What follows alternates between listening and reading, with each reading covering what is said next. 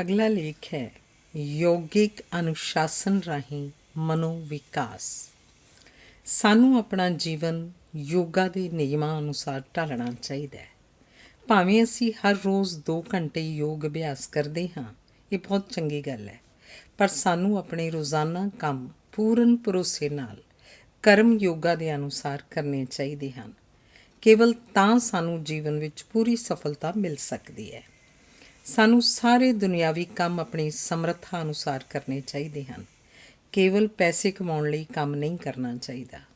ਸਾਨੂੰ ਨਿੱਜੀ ਸਵਾਰਥ ਬਾਰੇ ਸੋਚਣ ਦੀ ਬਜਾਏ ਦੂਸਰਿਆਂ ਦੇ ਭਲੇ ਬਾਰੇ ਵੀ ਸੋਚਣਾ ਚਾਹੀਦਾ ਹੈ, ਕਿਉਂਕਿ ਮਨੁੱਖਤਾ ਦੀ ਸੇਵਾ ਕਰਨੀ ਹੀ ਪਰਮਾਤਮਾ ਦੀ ਸੇਵਾ ਹੈ। ਸਾਨੂੰ ਰੋਜ਼ਾਨਾ ਜੀਵਨ ਵਿੱਚ ਕਈ ਮੌਕੇ ਮਿਲਦੇ ਹਨ ਜਦੋਂ ਕਿ ਅਸੀਂ ਸਵਾਰਥ ਤੋਂ ਬਗੈਰ ਕੰਮ ਕਰ ਸਕਦੇ ਹਾਂ। ਕੋਈ ਵੀ ਕੰਮ ਕਰਦੇ ਸਮੇਂ ਸੁਚੇਤ ਰਹਿਣਾ ਚਾਹੀਦਾ ਹੈ ਕਿ ਅਸੀਂ ਕੀ ਕਰ ਰਹੇ ਹਾਂ। ਸਾਨੂੰ ਆਪਣਾ ਸਾਰਾ ਧਿਆਨ ਉਸ ਕੰਮ ਉੱਪਰ ਇਕਾਗਰ ਕਰਨਾ ਚਾਹੀਦਾ ਹੈ। ਭਾਵੇਂ ਕਿੰਨੀਆਂ ਵੀ ਮੁਸ਼ਕਿਲਾਂ ਆਉਣ, ਹਰ ਮੁਸ਼ਕਿਲ ਨੂੰ ਸਵੀਕਾਰ ਕਰੋ। ਹਰ ਮੌਕੇ ਸ਼ਾਂਤ ਰਹਿਣ ਦੀ ਕੋਸ਼ਿਸ਼ ਕਰੋ। ਸ਼ਾਂਤ ਮਨ ਸਭ ਤੋਂ ਚੰਗਾ ਦੋਸਤ ਹੈ। ਜਦੋਂ ਅਸੀਂ ਕਿਸੇ ਮੌਕੇ ਗੁੱਸੇ ਹੋ ਜਾਂਦੇ ਹਾਂ ਤਾਂ ਬਹੁਤ ਸਾਰੀਆਂ ਨਵੀਆਂ ਮੁਸ਼ਕਿਲਾਂ ਸਾਨੂੰ ਘੇਰ ਲੈਂਦੀਆਂ ਹਨ। ਇਸ ਕਰਕੇ ਫਿਲਾਸਫੀਕਲ ਰਵੱਈਆ ਅਖਤਿਆਰ ਕਰਨਾ ਸਭ ਤੋਂ ਚੰਗੀ ਗੱਲ ਹੈ। ਜੇ ਕਦੇ ਸਾਨੂੰ ਲੱਗਦਾ ਹੈ ਕਿ ਸਾਡੇ ਵਿਰੁੱਧ ਕੁਝ ਮਾੜਾ ਵਾਪਰ ਰਿਹਾ ਹੈ ਤਾਂ ਇਸ ਬਾਰੇ ਕਦੇ ਇਸ ਤਰ੍ਹਾਂ ਨਾ ਸੋਚੋ, ਕਿਉਂਕਿ ਚੰਗਾ ਜਾਂ ਮਾੜਾ ਸਾਡੀ ਸੋਚ ਉੱਪਰ ਹੀ ਨਿਰਭਰ ਕਰਦਾ ਹੈ। ਸਾਨੂੰ ਪੱਕੇ ਇਰਾਦੇ ਨਾਲ ਅੰਦਰੋਂ ਸਥਿਰ ਅਤੇ ਸ਼ਾਂਤ ਰਹਿਣਾ ਚਾਹੀਦਾ ਹੈ। ਮਾਨਸਿਕ ਸ਼ਕਤੀ ਮਨ ਨੂੰ ਲਗਾਤਾਰ ਸ਼ਾਂਤ ਰੱਖਣ ਦਾ ਹੀ ਨਤੀਜਾ ਹੁੰਦੀ ਹੈ। ਯੋਗਾ ਅਭਿਆਸੀ ਨੂੰ ਬੋਲਣ ਸਮੇਂ ਆਪਣੇ ਸ਼ਬਦਾਂ ਉੱਪਰ ਧਿਆਨ ਦੇਣਾ ਚਾਹੀਦਾ ਹੈ। ਬੋਲੇ ਗਏ ਸ਼ਬਦ ਸਾਡੇ ਅੰਦਰਲੇ ਵਿਚਾਰਾਂ ਦਾ ਹੀ ਪ੍ਰਗਟਾਵਾ ਹੁੰਦੇ ਹਨ। ਸਾਨੂੰ ਕਦੇ ਅਜਿਹੀਆਂ ਗੱਲਾਂ ਨਹੀਂ ਕਰਨੀਆਂ ਚਾਹੀਦੀਆਂ ਜਿਹੜੀਆਂ ਕਿ ਸਾਡੇ ਯੋਗ ਅਭਿਆਸ ਵਿੱਚ ਰੁਕਾਵਟ ਪੈਦਾ ਕਰਨ। ਸਾਨੂੰ ਆਪਣੇ ਅੰਦਰੋਂ ਵਿਰੋਧੀ ਵਿਚਾਰਾਂ ਨੂੰ ਤਿਆਗ ਦੇਣਾ ਚਾਹੀਦਾ ਹੈ। ਸਾਨੂੰ ਗੱਲਬਾਤ ਕਰਦੇ ਸਮੇਂ ਵਿਸ਼ੇ ਦੇ ਅਨੁਸਾਰ ਹੀ ਵਿਚਾਰ ਪੇਸ਼ ਕਰਨੇ ਚਾਹੀਦੇ ਹਨ। ਇਹ ਇੱਕ ਤਰ੍ਹਾਂ ਦੀ ਇਕਾਗਰਤਾ ਹੈ ਅਤੇ ਮਨ ਨੂੰ ਇਸ ਤਰ੍ਹਾਂ ਇਕਾਗਰ ਕਰਨਾ ਥੋੜ੍ਹਾ ਔਖਾ ਕੰਮ ਹੈ। ਯੋਗਾ ਅਭਿਆਸੀ ਉਸ ਵਿਸ਼ੇ ਬਾਰੇ ਹਮੇਸ਼ਾ ਸੰਖੇਪ ਅਤੇ ਠੀਕ ਗੱਲ ਕਰਕੇ ਉਸ ਵਿਸ਼ੇ ਨੂੰ ਸਥਾਪਿਤ ਕਰਨ ਦਾ ਯਤਨ ਕਰਦਾ ਹੈ। ਉਹ ਦੂਸਰਿਆਂ ਦੇ ਵਿਰੁੱਧ ਇੱਕ ਵੀ ਵਿਰੋਧੀ ਸ਼ਬਦ ਨਹੀਂ ਬੋਲਦਾ। ਜਿਵੇਂ ਜਿਵੇਂ ਉਹ ਯੋਗ ਅਭਿਆਸ ਵਿੱਚ ਤਰੱਕੀ ਕਰੇਗਾ, ਉਸ ਦੀ ਸਮਝ ਡੂੰਘੀ ਹੁੰਦੀ ਜਾਏਗੀ ਅਤੇ ਉਹ ਦੂਸਰਿਆਂ ਨਾਲ ਵੀ ਭਰਾਵਾਂ ਵਾਂਗ ਵਿਵਹਾਰ ਅਤੇ ਪਿਆਰ ਕਰੇਗਾ। ਫਿਰ ਉਹ ਕਿਸੇ ਦੇ ਪ੍ਰਤੀ ਮੰਦ ਭਾਵਨਾ ਨਹੀਂ ਰੱਖਦਾ ਅਤੇ ਸਭ ਲਈ ਪਰਉਪਕਾਰ ਕਰਦਾ ਹੈ। ਯੋਗਾ ਅਭਿਆਸੀ ਦਾ ਅਜਿਹਾ ਰਵੱਈਆ ਘਰ ਵਿੱਚ ਅਤੇ ਘਰ ਤੋਂ ਬਾਹਰ ਚੰਗਾ ਵਾਤਾਵਰਨ ਪੈਦਾ ਕਰੇਗਾ। ਯੋਗਾ ਅਭਿਆਸੀ ਕਦੇ ਫਜ਼ੂਲ ਬਹਿਸ ਨਹੀਂ ਕਰਦਾ ਅਤੇ ਨਾ ਉਹ ਕਦੇ ਕੋਈ ਦਲੀਲ ਦਿੰਦਾ ਹੈ। ਉਹ ਆਪਣੇ ਢੰਗ ਨਾਲ ਚੁੱਪਚਾਪ ਠੀਕ ਕੰਮ ਕਰਦਾ ਹੈ। ਉਹ ਦੂਸਰਿਆਂ ਦੇ ਸਾਹਮਣੇ ਕਦੀ ਵੀ ਆਪਣੇ ਕੰਮ ਦੀ ਵਡਿਆਈ ਨਹੀਂ ਕਰਦਾ। ਉਹ ਸਦਾ ਘੱਟ ਬੋਲਦਾ ਹੈ। ਉਹ ਲੋੜ ਅਨੁਸਾਰ ਮੌਨ ਵੀ ਧਾਰਨ ਕਰ ਸਕਦਾ ਹੈ। ਉਹਦਾ ਮਨ ਬਿਨਾਂ ਕਿਸੇ ਪਰੇਸ਼ਾਨੀ ਤੋਂ ਲਗਾਤਾਰ ਚੁੱਪ ਅਤੇ ਸ਼ਾਂਤ ਰਹਿ ਸਕਦਾ ਹੈ। ਯੋਗਾ ਅਭਿਆਸੀ ਦਾ ਆਪਣੇ ਆਪ 'ਤੇ ਪੂਰਾ ਕਾਬੂ ਹੁੰਦਾ ਹੈ। ਇਸ ਕੰਮ ਲਈ ਦ੍ਰਿੜ ਇਰਾਦੇ ਦੀ ਲੋੜ ਹੈ। ਪੱਕਾ ਇਰਾਦਾ ਕੇਵਲ ਯੋਗ ਅਭਿਆਸ ਨਾਲ ਹੀ ਬਣ ਸਕਦਾ ਹੈ। ਸਭ ਤੋਂ ਪਹਿਲਾਂ ਮਾੜੀਆਂ ਆਦਤਾਂ ਇਸ ਤਰ੍ਹਾਂ ਛੁੱਟ ਜਾਂਦੀਆਂ ਹਨ ਜਿਵੇਂ ਇੱਕ ਸੱਪ ਆਪਣੀ ਪੁਰਾਣੀ ਕੁੰਝ ਲਾ ਦਿੰਦਾ ਹੈ। ਸਿਗਰਟ, ਅਫੀਮ ਅਤੇ ਸ਼ਰਾਬ ਛੁੱਟ ਜਾਂਦੀ ਹੈ। ਅਜਿਹੀਆਂ ਆਦਤਾਂ ਬੰਦੇ ਨੂੰ ਆਪਣਾ ਗੁਲਾਮ ਬਣਾ ਲੈਂਦੀਆਂ ਹਨ। ਯੋਗਾ ਅਭਿਆਸੀ ਇਹੋ ਜਿਹੀਆਂ ਮਾੜੀਆਂ ਆਦਤਾਂ ਦੇ ਅਧੀਨ ਨਹੀਂ ਰਹਿਣਾ ਚਾਹੁੰਦਾ। ਨਸ਼ਿਆਂ ਦਾ ਇਹ ਝੱਸ ਸਿਹਤ ਲਈ ਹਾਨੀਕਾਰਕ ਹੈ। ਸਿਗਰਟ ਫੇਫੜਿਆਂ ਲਈ ਨੁਕਸਾਨਦੇਹ ਹੈ। ਅਫੀਮ ਕਬਜ਼ ਕਰ ਦਿੰਦੀ ਹੈ, ਜਦੋਂ ਕਿ ਸ਼ਰਾਬ ਖੂਨ ਨੂੰ ਗੰਦਾ ਅਤੇ ਮਨ ਨੂੰ ਧੁੰਦਲਾ ਕਰ ਦਿੰਦੀ ਹੈ। ਸ਼ਰਾਬੀ ਆਦਮੀ ਨਾ ਠੀਕ ਤਰ੍ਹਾਂ ਬੋਲ ਸਕਦਾ ਹੈ, ਨਾ ਠੀਕ ਤਰ੍ਹਾਂ ਤੁਰ ਸਕਦਾ ਹੈ। ਇਸ ਲਈ ਨਸ਼ਿਆਂ ਤੋਂ ਪਰਹੇਜ਼ ਕਰਨਾ ਜ਼ਰੂਰੀ ਹੈ।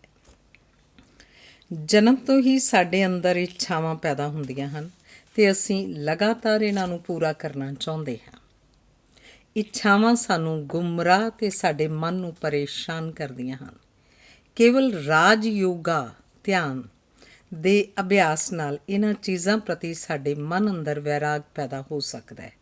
ਸਾਨੂੰ ਸਿਰਫ ਜੀਵਨ ਲਈ ਜ਼ਰੂਰੀ ਚੀਜ਼ਾਂ ਪ੍ਰਾਪਤ ਕਰਨ ਦੀ ਲੋੜ ਹੈ।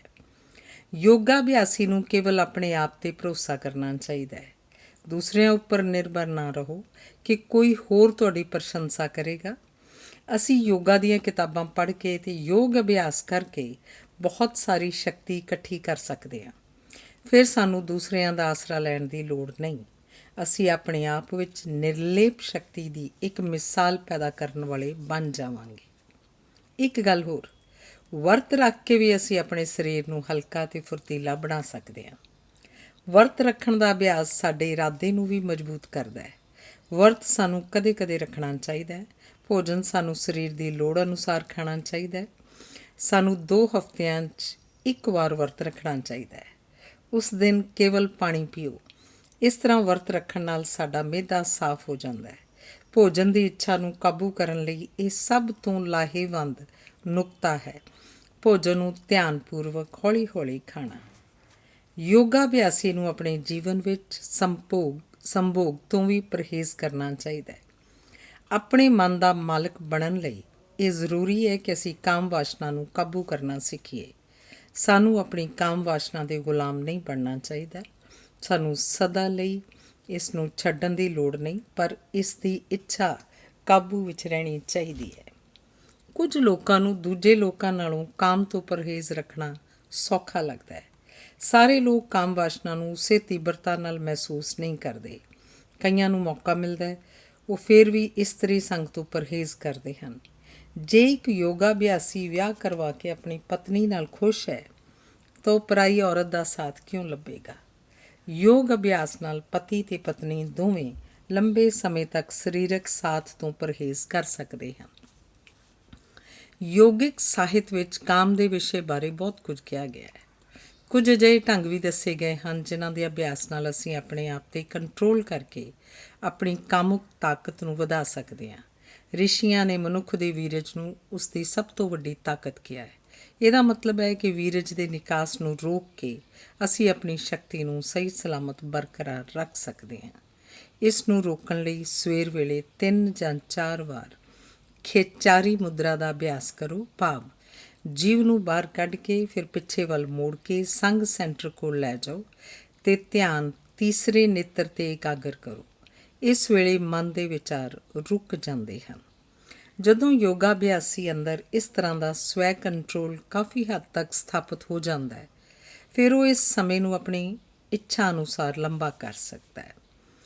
ਇਸ ਤਰ੍ਹਾਂ ਸੰਭੋਗ ਜੀਵਨ ਦੇ ਖਾਸ ਮੰਤਵ ਨੂੰ ਪੂਰਾ ਕਰਨ ਲਈ ਕੀਤਾ ਜਾਂਦਾ ਹੈ। ਸੰਭੋਗ ਦੇ ਇਸ ਅਸਲੀ ਡਰਾਮੇ ਨਾਲ ਆਦਮੀ ਅਤੇ ਔਰਤ ਦੋਹਾਂ ਦਾ ਆਤਮਿਕ ਵਿਕਾਸ ਹੁੰਦਾ ਹੈ। ਫਿਰ ਇਹ ਕਾਮੁਕ ਆਨੰਦ ਸਾਡੇ ਲਈ ਇੱਕ ਦੈਵੀ ਅਨੁਭਵ ਬਣ ਜਾਂਦਾ ਹੈ। ਧੰਨਵਾਦ। ਸੁਖੀ ਘਰ ਪਰਿਵਾਰ। ਯੋਗਾ ਸਿੱਖਣ ਲਈ ਵਕਤ ਤਾਂ ਲੱਗਦਾ ਹੈ, ਪਰ ਯੋਗਾ ਅਭਿਆਸ ਵਿੱਚ ਨਾ ਹੀ ਮੁਸ਼ਕਿਲਾਂ ਅਤੇ ਜ਼ਿੰਮੇਵਾਰੀਆਂ ਕੋਈ ਰੁਕਾਵਟ ਪਾ ਸਕਦੀਆਂ ਹਨ। ਇਹ ਤਾਂ ਉਲਟਾ ਸਹਾਇਕ ਸਿੱਧ ਹੁੰਦੀਆਂ ਹਨ। ਜੇ ਅਸੀਂ ਆਪਣੀ ਤੀਬਰ ਇੱਛਾ ਨਾਲ, ਅਸਲੀ ਲੱਗਣ ਅਤੇ ਅਟੱਲ ਇਰਾਦੇ ਨਾਲ ਅਤੇ ਗਿਆਨ ਦੀ ਡੂੰਘੀ ਚਾਹ ਨਾਲ ਯੋਗਾ ਸਿੱਖਣ ਲਈ ਅੱਗੇ ਵਧੀਏ ਤਾਂ ਇਸ ਧਰਤੀ ਉੱਪਰ ਕੋਈ ਅਜਿਹੀ ਚੀਜ਼ ਨਹੀਂ ਹੈ ਜਿਹੜੀ ਕਿ ਸਾਡੇ ਰਸਤੇ ਵਿੱਚ ਰੁਕਾਵਟ ਦਾ ਕਾਰਨ ਬਣੇ। ਇੱਕ ਪਤਨੀ ਚੰਗੀ ਪਤਨੀ ਬਣ ਕੇ ਆਪਣੇ ਪਤੀ ਅਤੇ ਬੱਚਿਆਂ ਦੀ ਪਾਲਣਾ ਕਰੇ। ਸੁਖੀ ਵਸੇ ਪਰਿਵਾਰ ਹਮਾਰਾ, ਇਸ ਗੱਲ ਦੀ ਉਹ ਕਾਮਨਾ ਕਰੇ। ਲੋੜ ਇਹ ਹੈ ਕਿ ਘਰ ਵਿੱਚ ਹਰ ਮੈਂਬਰ ਆਪਣੇ ਫਰਜ਼ ਨਿਭਾਵੇ। ਮੁਸੀਬਤ ਸਮੇਂ ਕਦੇ ਨਾ ਘਬਰਾਵੇ। ਸਾਡੇ ਸਰੀਰ ਦੇ ਧੁਰ ਅੰਦਰ ਅਪਾਰ ਸ਼ਕਤੀ ਛੁਪੀ ਹੋਈ ਹੈ। ਯੋਗ ਸਾਧਨਾ ਨਾਲ ਆਪਣੇ ਅੰਦਰੋਂ ਇਸ ਸ਼ਕਤੀ ਨੂੰ ਜਗਾਓ ਅਤੇ ਗ੍ਰਸਤੀ ਜੀਵਨ ਨੂੰ ਖੁਸ਼ੀਆਂ ਭਰਪੂਰ ਬਣਾਓ। ਧੰਨਵਾਦ। ਡਾਕਟਰ ਅਜੈਬ ਸਿੰਘ ਦੀ ਪੁਸਤਕ ਮਾਨਸਿਕ ਉਲਝਣਾਂ ਅਤੇ ਸੁਝਾਅ ਦਾ ਅਖੀਰਲਾ ਲੇਖ ਹੈ ਪਾਠਕਾਂ ਨਾਲ ਇੱਕ ਮੁਲਾਕਾਤ। ਪਾਠਕ ਪ੍ਰਸ਼ਨ ਕਰਦੇ ਹੈ ਅਤੇ ਲੇਖਕ ਜਵਾਬ ਦੇ ਰਿਹਾ ਹੈ। ਪਾਠਕ: ਕੀ ਤੁਸੀਂ ਦੱਸ ਸਕਦੇ ਹੋ ਕਿ ਯੋਗ ਅਭਿਆਸ ਦਾ ਤੁਹਾਨੂੰ ਕੀ ਲਾਭ ਹੋਇਆ ਹੈ? ਲੇਖਕ: ਯੋਗ ਅਭਿਆਸ ਨਾਲ ਮੇਰਾ ਮਾਨਸਿਕ ਅਤੇ ਆਤਮਿਕ ਵਿਕਾਸ ਹੋਇਆ ਹੈ। ਯੋਗ ਦੀਆਂ ਵਿਧੀਆਂ ਨੇ ਮੈਨੂੰ ਆਪਣੇ ਆਪ ਨੂੰ ਜਾਣਨ, ਜੀਵਨ ਦੀਆਂ ਇੱਛਾਵਾਂ ਅਤੇ ਲੋੜਾਂ ਪੂਰੀਆਂ ਕਰਨ ਵਿੱਚ ਮੇਰੀ ਮਦਦ ਕੀਤੀ ਹੈ। ਮੈਂ ਚਾਹੁੰਦਾ ਕਿ ਹਰ ਪਾਠਕ ਇਸ ਸੱਚਾਈ ਨੂੰ ਨਿੱਜੀ ਤੌਰ 'ਤੇ ਅਨੁਭਵ ਕਰੇ। ਪਾਠਕ: ਸਰੀਰਕ ਤੇ ਮਾਨਸਿਕ ਇਕਾਗਰਤਾ ਗ੍ਰਹਿਣ ਕਰਨ ਲਈ ਯੋਗਾ ਦੀ ਕਿਹੜੀ ਵਿਧੀ ਦਾ ਪ੍ਰਯੋਗ ਕਰਨਾ ਠੀਕ ਹੈ? ਲੇਖਕ, ਸਭ ਤੋਂ ਪਹਿਲਾਂ ਸਾਨੂੰ ਯੋਗਾ ਆਸਣ ਤੇ ਸਾਹ ਕਿਰਿਆਵਾਂ ਦਾ ਅਭਿਆਸ ਸ਼ੁਰੂ ਕਰਨਾ ਚਾਹੀਦਾ ਹੈ। ਯੋਗਾ ਆਸਣ ਸਰੀਰ ਅੰਦਰ ਪੈਦਾ ਹੋਣ ਵਾਲੇ ਹਾਰਮੋਨਸ ਨੂੰ ਕੰਟਰੋਲ ਕਰਦੇ ਹਨ ਤੇ ਸਾਹ ਕਿਰਿਆਵਾਂ ਨਾਲ ਖੂਨ ਸਾਫ਼ ਹੋ ਜਾਂਦਾ ਹੈ। ਇਸ ਤਰ੍ਹਾਂ ਨੀਂਦ ਚੰਗੀ ਆਉਂਦੀ ਹੈ, ਸਰੀਰ ਤੇ ਮਨ ਦੋਵੇਂ ਫੁਰਤੀਲੇ ਹੋ ਜਾਂਦੇ ਹਨ। ਪਾਠਕ, ਬੈਂਕ ਵਿੱਚ ਕੰਮ ਕਰਦੇ ਸਮੇਂ ਮੈਨੂੰ ਮਾਨਸਿਕ ਤਣਾਅ ਹੋ ਜਾਂਦਾ ਹੈ। ਇਸ ਮੁਸੀਬਤ ਤੋਂ ਛੁਟਕਾਰਾ ਕਿਵੇਂ ਪਾਇਆ ਜਾਵੇ? ਲੇਖਕ, ਤੁਸੀਂ ਸਵੇਰ ਵੇਲੇ ਆਰਾਮ ਨਾਲ ਕੁਰਸੀ ਉੱਪਰ ਬੈਠ ਕੇ 10 ਮਿੰਟ ਆਪਣੀ ਕੁਦਰਤੀ ਸਾਹ ਕਿਰਿਆ ਨੂੰ ਵਾਚ ਕਰੋ। ਕੁਝ ਦੇਰ ਬਾਅਦ ਮਨ ਦੇ ਵਿਚਾਰ ਰੁਕ ਜਾਂਦੇ ਹਨ ਤੇ ਮਨ ਸ਼ਾਂਤ ਹੋ ਜਾਂਦਾ ਹੈ। ਜਦੋਂ ਅਸੀਂ ਮਨ ਦੀ ਸ਼ਾਂਤ ਅਵਸਥਾ ਨਾਲ ਇਕਸੁਰ ਹੋ ਕੇ ਕੋਈ ਦਿਮਾਗੀ ਕੰਮ ਕਰਦੇ ਹਾਂ ਤਾਂ ਤਣਾਅ ਸਾਨੂੰ ਪਰੇਸ਼ਾਨ ਨਹੀਂ ਕਰਦਾ। ਪਾਠਕ, ਇਸ ਤਰ੍ਹਾਂ ਅਭਿਆਸ ਕਰਨ ਨਾਲ ਮੇਰੀਆਂ ਸਮੱਸਿਆਵਾਂ ਹੋਰ ਵੀ ਵੱਧ ਜਾਂਦੀਆਂ ਹਨ। ਮਨ ਬਿਲਕੁਲ ਇਕਾਗਰ ਨਹੀਂ ਹੁੰਦਾ। ਲੇਖਕ, ਅਭਿਆਸ ਸ਼ੁਰੂ ਕਰਨ ਸਮੇਂ ਕੁਝ ਦਿਨ ਇਸੇ ਤਰ੍ਹਾਂ ਹੁੰਦਾ ਹੈ। ਇਹ ਸਮੱਸਿਆਵਾਂ ਤੁਹਾਡੇ ਅੰਦਰ ਹਨ ਤੇ ਇਹਨਾਂ ਨੂੰ ਬਾਹਰ ਆਉਣ ਦਾ ਮੌਕਾ ਦਿਓ। ਅੰਦਰ ਤੇ ਬਾਹਰ ਜਾ ਰਹੇ ਸਾਹਾਂ ਨੂੰ ਵਾਚ ਕਰਦੇ ਸਮੇਂ ਆਪਣੇ ਕੰਮ ਬਾਰੇ ਸੋਚਣਾ ਠੀਕ ਹੈ। 10 ਮਿੰਟ ਅਭਿਆਸ ਕਰਨ ਤੋਂ ਬਾਅਦ ਤੁਹਾਡਾ ਦਿਮਾਗ ਬਿਲਕੁਲ ਸਿੱਥਲ ਤੇ ਸੰਵੇਦਨਸ਼ੀਲ ਹੋ ਜਾਏਗਾ। ਪਾਠਕ, ਕੀ ਯੋਗਾ ਨਾਲ ਬਿਮਾਰੀਆਂ ਦਾ ਇਲਾਜ ਕੀਤਾ ਜਾ ਸਕਦਾ ਹੈ? ਇਕੱਲੇ ਯੋਗ ਅਭਿਆਸ ਨਾਲ ਇਲਾਜ ਨਹੀਂ ਕੀਤਾ ਜਾ ਸਕਦਾ, ਪਰ ਯੋਗਾ ਬਿਮਾਰੀਆਂ ਨੂੰ ਕੰਟਰੋਲ ਕਰਨ ਵਿੱਚ ਸਾਡੀ ਕਾਫੀ ਮਦਦ ਕਰ ਸਕਦਾ ਹੈ। ਸਰੀਰ ਅੰਦਰ ਕਿਸੇ ਵੀ ਬਿਮਾਰੀ ਦਾ ਪੈਦਾ ਹੋਣਾ ਬੰਦੇ ਦੀ ਆਪਣੀ ਲਾਪਰਵਾਹੀ ਉੱਤੇ ਨਿਰਭਰ ਕਰਦਾ ਹੈ। ਮੈਨੂੰ ਕਦੇ ਸਿਰ ਦਰਦ ਜਾਂ ਕਬਜ਼ ਨੇ ਦੁਖੀ ਨਹੀਂ ਕੀਤਾ, ਕਿਉਂਕਿ ਮੈਂ ਰਾਤ ਨੂੰ ਆਰਾਮ ਨਾਲ ਸੌਂਦਾ ਹਾਂ ਅਤੇ ਦਿਨ ਵਿੱਚ 2 ਵਾਰ ਸਧਾਰਨ ਭੋਜਨ ਖਾਂਦਾ ਹਾਂ। ਬਹੁਤ ਸਾਰੀਆਂ ਬਿਮਾਰੀਆਂ ਜਿਵੇਂ ਕਿ ਮਾਈਗ੍ਰੇਨ, ਬਦਹਜ਼ਮੀ, ਸ਼ੂਗਰ ਰੋਗ, ਬਲੱਡ ਪ੍ਰੈਸ਼ਰ, ਜੋੜਾਂ ਦਾ ਦਰਦ ਜਾਂ ਦਮਾ ਆਦਿ ਨੂੰ ਬਾਕਾਇਦਾ ਯੋਗ ਅਭਿਆਸ ਅਤੇ ਚੰਗੀ ਖੁਰਾਕ ਨਾਲ ਅਸੀਂ ਖੁਦ ਕੰਟਰੋਲ ਕਰ ਸਕਦੇ ਹਾਂ।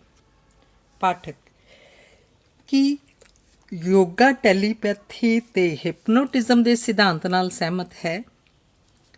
ਲੇਖਕ, ਹਾਂ, ਟੈਲੀਪੈਥੀ ਤੇ ਹਿਪਨੋਟਿਜ਼ਮ ਦੇ ਸਿਧਾਂਤ ਨਾਲ ਸਹਿਮਤ ਹੈ। ਇਹ ਸਿਧਾਂਤ ਮਨ ਦੀ ਇਕਾਗਰ ਸ਼ਕਤੀ ਨਾਲ ਸੰਬੰਧ ਰੱਖਦਾ ਹੈ। ਮਨ ਦੀਆਂ ਡੂੰਘੀਆਂ ਤਹਿਆਂ ਨੂੰ ਘੋਖਣਾ ਯੋਗਾ ਦਾ ਇੱਕ ਪੱਖ ਹੈ। ਪਾਠਕ, ਧਾਰਮਿਕ ਗ੍ਰੰਥਾਂ ਦਾ ਅਧਿਐਨ ਕਰਕੇ ਸਾਨੂੰ ਬਹੁਤ ਸਿੱਖਿਆ ਮਿਲ ਸਕਦੀ ਹੈ। ਕੀ ਯੋਗ ਤੋਂ ਅਜਿਹੀ ਸਿੱਖਿਆ ਮਿਲ ਸਕਦੀ ਹੈ? ਲੇਖਕ, ਧਾਰਮਿਕ ਗ੍ਰੰਥਾਂ ਦਾ ਅਧਿਐਨ ਬਿਖਰੇ ਹੋਏ ਮਨ ਅਤੇ ਰੋਗੀ ਸਰੀਰ ਨਾਲ ਨਹੀਂ ਕੀਤਾ ਜਾ ਸਕਦਾ। ਇਸ ਕਰਕੇ ਜਿਹੜੇ ਲੋਕ ਸੱਚਮੁੱਚ ਧਾਰਮਿਕ ਗ੍ਰੰਥਾਂ ਦਾ ਅਧਿਐਨ ਕਰਨਾ ਚਾਹੁੰਦੇ ਹਨ, ਉਹਨਾਂ ਨੂੰ ਯੋਗ ਅਭਿਆਸ ਦੀ ਬਹੁਤ ਲੋੜ ਹੈ। ਕੇਵਲ ਇਸ ਤਰ੍ਹਾਂ ਉਹ ਮਨ ਦੀ ਸ਼ਾਂਤੀ, ਇਕਾਗਰਤਾ ਅਤੇ ਪਰਮਾਤਮਾ ਅੱਗੇ ਪ੍ਰਾਰਥਨਾ ਕਰਨ ਵਾਲੀ ਮਨੋ ਅਵਸਥਾ ਨੂੰ ਗ੍ਰਹਿਣ ਕਰ ਸਕਦੇ ਹਨ। ਪਾਠਕ, ਕੀ ਤੁਸੀਂ ਮਹਿਸੂਸ ਕਰਦੇ ਹੋ ਕਿ ਤੁਹਾਨੂੰ ਯੋਗਾ ਬਾਰੇ ਹੋਰ ਸਿੱਖਣ ਦੀ ਲੋੜ ਹੈ? ਲੇਖਕ, ਹੁਣ ਮੈਂ ਤੰਦਰੁਸਤ, ਸਵਸਥ ਅਤੇ ਸੰਤੁਸ਼ਟ ਹਾਂ। ਮੈਨੂੰ ਯੋਗਾ ਬਾਰੇ ਹੋਰ ਸਿੱਖਣ ਦੀ ਲੋੜ ਨਹੀਂ ਹੈ। ਯੋਗਾ ਨੇ ਮੈਨੂੰ ਸਰੀਰਕ ਅਤੇ ਮਾਨਸਿਕ ਤੌਰ 'ਤੇ ਬਹੁਤ ਪ੍ਰਭਾਵਿਤ ਕੀਤਾ ਹੈ। ਇਸ ਕਰਕੇ ਮੈਂ ਇਸ ਪ੍ਰਾਚੀਨ ਗਿਆਨ ਨੂੰ ਚਾਲੂ ਰੱਖਣਾ ਚਾਹੁੰਦਾ ਹਾਂ। ਮੈਨੂੰ ਇਸ ਗੱਲ ਦੀ ਬਹੁਤ ਖੁਸ਼ੀ ਹੈ ਕਿ ਲੱਖਾਂ ਪਾਠਕ ਮੇਰੀਆਂ ਪੁਸਤਕਾਂ ਪੜ੍ਹ ਕੇ ਇਸ ਗਿਆਨ ਤੋਂ ਉਤਸ਼ਾਹਿਤ ਹੋ ਰਹੇ ਹਨ। ਪਾਠਕ, ਯੋਗ ਅਭਿਆਸ ਕਿਸ ਮੰਤਵ ਨੂੰ ਮੁੱਖ ਰੱਖ ਕੇ ਸ਼ੁਰੂ ਕਰਨਾ ਚਾਹੀਦਾ ਹੈ? ਲੇਖਕ, ਯੋਗ ਅਭਿਆਸ ਕਰਦੇ ਸਮੇਂ ਸਾਡਾ ਮੁੱਖ ਮੰਤਵ ਇਹ ਹੋਣਾ ਚਾਹੀਦਾ ਹੈ ਕਿ ਅਸੀਂ ਆਪਣੀ ਚੇਤਨਾ ਦਾ ਵਿਕਾਸ ਕਰਕੇ ਆਪਣੇ ਸਰੀਰ ਅਤੇ ਮਨ ਦੀਆਂ ਅੰਦਰਲੀਆਂ ਡੂੰਘੀਆਂ ਪਰਤਾਂ ਤੋਂ ਜਾਣੂ ਹੋਣਾ ਹੈ।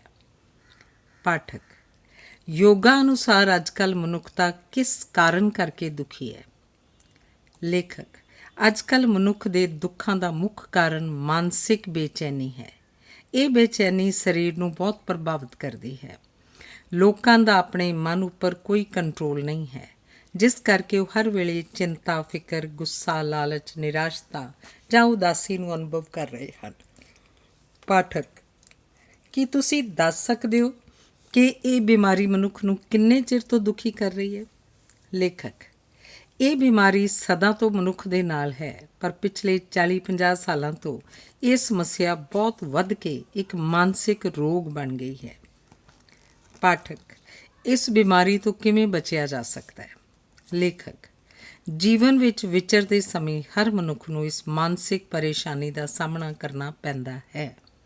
ਇਸ ਤੋਂ ਬਚਣ ਦਾ ਕੋਈ ਉਪਾਅ ਨਹੀਂ ਹੈ, ਪਰ ਯੋਗਾ ਦੇ ਮਾਰਗ ਉੱਪਰ ਚੱਲ ਕੇ ਅਸੀਂ ਜੀਵਨ ਦੀ ਕਿਸੇ ਵੀ ਮੁਸ਼ਕਿਲ ਦਾ ਸਾਹਮਣਾ ਸ਼ਾਂਤੀ ਅਤੇ ਨਿਮਰਤਾ ਨਾਲ ਕਰ ਸਕਦੇ ਹਾਂ। ਪਾਠਕ, ਸਮਾਧੀ ਤੋਂ ਕੀ ਭਾਵ ਹੈ? ਲੇਖਕ, ਪਤੰਜਲੀ ਅਨੁਸਾਰ ਸਮਾਧੀ ਦੀ ਅਵਸਥਾ ਦਾ ਮਤਲਬ ਹੈ ਮਨ ਦੇ ਵਿਚਾਰਾਂ ਤੋਂ ਪਰੇ ਹੋਰ ਕੁਝ ਹੈ, ਉਸ ਤੋਂ ਜਾਣੂ ਹੋਣਾ। ਸਮਾਧੀ ਦੀ ਅਵਸਥਾ ਬਹੁਤ ਹੌਲੀ ਹੌਲੀ ਆਉਂਦੀ ਹੈ। ਪਹਿਲਾਂ ਅਸੀਂ ਆਪਣੀਆਂ 5 ਇੰਦਰੀਆਂ ਤੋਂ ਜਾਣੂ ਹੁੰਦੇ ਹਾਂ, ਫਿਰ ਮਨ ਤੋਂ, ਅਤੇ ਇਸ ਤੋਂ ਬਾਅਦ ਅਸੀਂ ਮਨ ਤੋਂ ਪਾਰ ਜੋ ਕੁਝ ਹੈ ਉਸ ਤੋਂ ਜਾਣੂ ਹੋ ਸਕਦੇ ਹਾਂ। ਆਵਾਜ਼, ਸਪਰਸ਼, ਸੁਆਦ, ਸੁਗੰਧ ਅਤੇ ਦੇਖਣ ਦਾ ਸੰਬੰਧ ਸਰੀਰ ਦੀਆਂ ਇੰਦਰੀਆਂ ਨਾਲ ਹੈ। ਸਮਾਂ, ਸਪੇਸ ਅਤੇ ਦਿਸਦੀਆਂ ਵਸਤੂਆਂ ਦਾ ਸੰਬੰਧ ਸਾਡੇ ਮਨ ਨਾਲ ਹੈ। ਮਨ ਤੋਂ ਪਾਰ ਸਮਾਧੀ ਦੀ ਅਵਸਥਾ ਵਿੱਚ ਸਾਡੀ ਸਧਾਰਨ ਚੇਤਨਾ ਧੁੰਦਲੀ ਹੋ ਜਾਂਦੀ ਹੈ ਅਤੇ ਫਿਰ ਸਾਨੂੰ ਅਲੌਕਿਕ ਅਨੁਭਵ ਹੋਣੇ ਸ਼ੁਰੂ ਹੋ ਜਾਂਦੇ ਹਨ। ਪਾਠਕ, ਵਿਆਹ ਦਾ ਕੀ ਮੰਤਵ ਹੈ? ਲੇਖਕ, ਵਿਆਹ ਦਾ ਅਸਲੀ ਮੰਤਵ ਆਦਮੀ ਅਤੇ ਔਰਤ ਨੂੰ ਆਤਮਿਕ ਵਿਕਾਸ ਦਾ ਇੱਕ ਮੌਕਾ ਦੇਣਾ ਹੈ, ਤਾਂ ਕਿ ਉਹ ਆਪਸ ਵਿੱਚ ਇਕੱਠੇ ਰਹਿ ਕੇ ਇਸ ਮੰਤਵ ਨੂੰ ਪੂਰਾ ਕਰਨ। ਅਸਲ ਵਿੱਚ ਕਾਨੂੰਨੀ ਵਿਆਹ ਹੋਣਾ ਜ਼ਰੂਰੀ ਨਹੀਂ। ਆਦਮੀ ਅਤੇ ਔਰਤ ਇਮਾਨਦਾਰੀ ਨਾਲ ਵੀ ਇਕੱਠੇ ਰਹਿ ਸਕਦੇ ਹਨ। ਬੀਤੇ ਸਮੇਂ ਵਿੱਚ ਵਿਆਹ ਦਾ ਕਾਨੂੰਨ ਮਨੁੱਖ ਦੇ ਆਤਮਿਕ ਵਿਕਾਸ ਲਈ ਬਣਾਇਆ ਗਿਆ ਸੀ, ਪਰ ਸਮੇਂ ਦੇ ਨਾਲ ਲੋਕ ਇਸ ਮੰਤਵ ਨੂੰ ਬਿਲਕੁਲ ਭੁੱਲ ਗਏ ਹਨ। ਹੁਣ ਵਿਆਹ ਕੇਵਲ ਇੱਕ ਸਮਾਜਿਕ ਬੰਧਨ ਬਣ ਕੇ ਰਹਿ ਗਿਆ ਹੈ ਅਤੇ ਦੋਵੇਂ ਸਾਥੀ ਆਪਸੀ ਮਿਲਾਪ ਦੇ ਉੱਚੇ ਮੰਤਵ ਤੋਂ ਬੇਸਮਝ ਹੋ ਗਏ ਹਨ। ਧੰਨਵਾਦ।